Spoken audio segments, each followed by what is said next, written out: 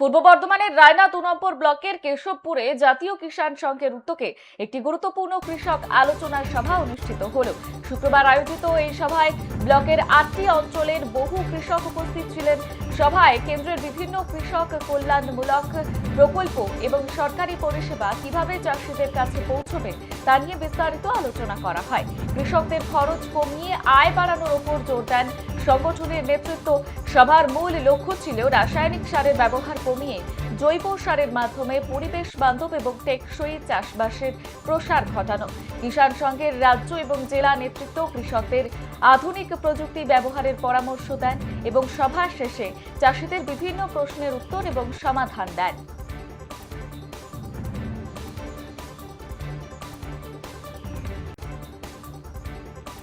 নজর রয়েছে রায়নার দিকে। আপনাদের জানিয়ে রাখি, রায়না ২ নম্বর ব্লকে জাতীয় কিষাণ সংঘের আলোচনা সভা, জৈব চাষ এবং স্বনির্ভরতার বিশেষ নজর দেওয়া হয়েছে।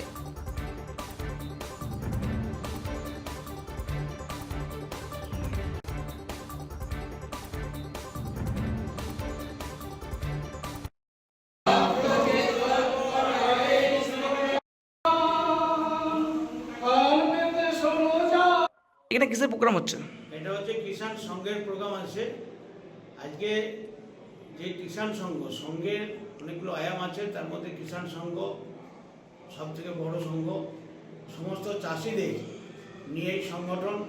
চাষিদের যে দুর্দিন গেছে সেই দুর্দিনে পড়তে যাতে না হয় এবং চাষির যে ফসলের দাম যেন সেটা সঠিকভাবে পায়, সরকারের দেয়া যে কৃষকের যন্ত্রপাতি সেটাও যেন সাবসিডিতে পায় এবং চাষির যেসব বীজ ধান আরও অনেকে কলাই, বাদাম, গম এইগুলো যে চাষির হাতে যাতে পৌঁছায় সেই জন্যে আজকে আমাদের এই বৈঠক। এই বৈঠকে উপস্থিত আছেন আমাদের রাজ্যের সদস্য এবং সাধারণ সম্পাদক এবং বিভিন্ন আরও কয়েকজন এসছেন। আমরা আজকে সকাল থেকে 10টা থেকে 4টে পর্যন্ত এই প্রোগ্রাম করব। এই প্রোগ্রামে যাতে আমরা সাকসেসফুল হতে পারি এবং কৃষকদের মনে হাসি ফোটাতে পারি সেই জন্য আমরা বসেছি। এবং চাষের জমি আজকে বন্ধ হতে চলেছে একটাই কারণে, এই রাসায়নিক সার দিয়ে। অতএব যাতে আমরা বায়োমেট্রিক চাষ করতে পারি সেটার জন্য আমরা এখানে যে আমাদের এডিও সাহেব আছেন ওনার সঙ্গে আলোচনা করব এবং চাষির সাথে বায়োমেট্রিক চাষ করার জন্য অনুরোধ জানাবো।